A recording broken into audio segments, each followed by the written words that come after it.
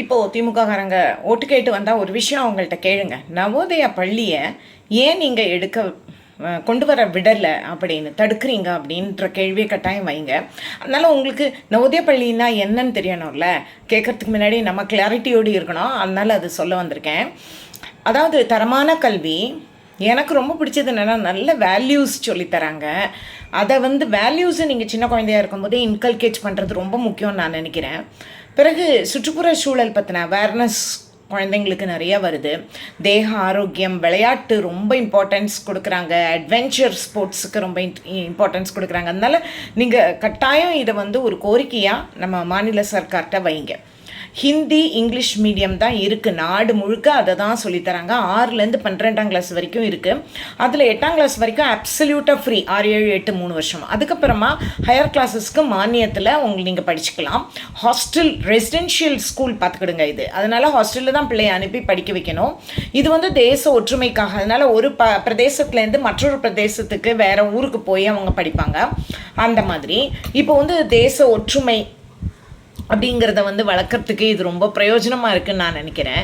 NCERT சிலபஸ்லேருந்து தான் இதுக்கு questions எல்லாம் கேட்பாங்க.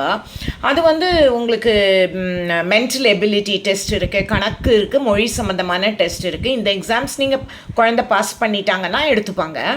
அதில் குறிப்பாக நம்ம சொல்ல வேண்டிய ரொம்ப முக்கியமான விஷயம் என்னென்னா 75% மாணவர்கள் கிராமப்புற மாணவர்களாக இருப்பாங்க.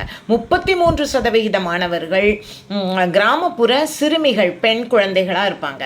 15% எஸ்சி மாணவர்களுக்கும் 7.5% எஸ்டி மாணவர்களுக்கும் கட்டாய ஒதுக்கீடு இருக்குது. எல்லா செலவும் மத்திய அரசாங்கம் பார்த்துக்கிடும்.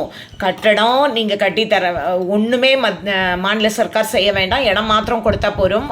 கட்டடம் கட்டிப்பாங்க. ஆசிரியர் சம்பளம் அவங்களே கொடுத்துப்பாங்க.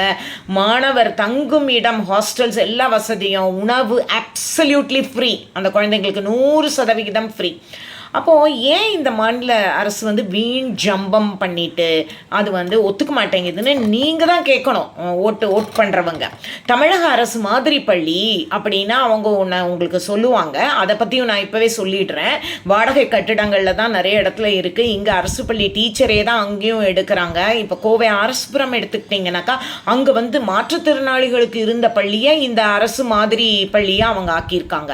கிராமப்புற மத்தியில் சூட்டிப்பான பிள்ளைங்களுக்கு கிடைக்கிற வாய்ப்பை ஏன் இந்த மாநில சர்க்கார் தட்டி பறிக்குது அப்படின்னாக்கா ஒரே ஒரு பதில் தாங்க, ஹிந்தி எதிர்ப்பு கொள்கை.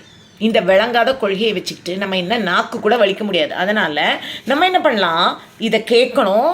இதுக்கு ஒத்துக்கிற மாநில சர்க்காரை தேர்ந்தெடுங்க. நன்றி.